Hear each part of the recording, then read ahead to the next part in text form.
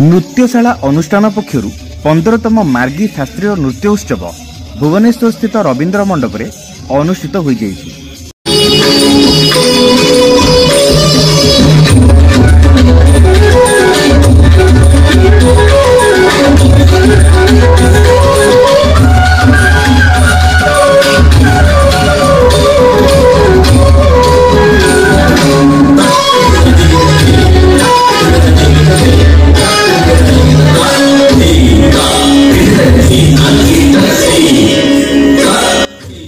यही नृत्य उत्सव जून 26 और 27 तारीख अनुष्ठित हो जाइछि। उत्सव में पद्मश्री माधवी मुदगल मुख्य अतिथि रूपे नृत्य परिवेषण करथिले।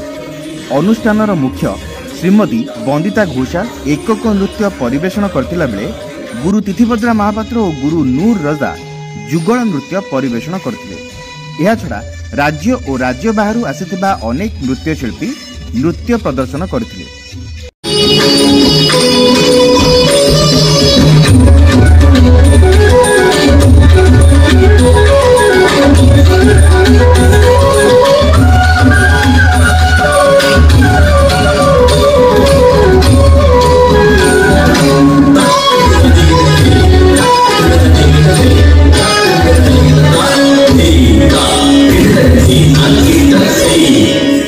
भुवनेश्वर दुर्गेश नंदन महापात्र रिपोर्ट समीक्षा न्यूज लाइव।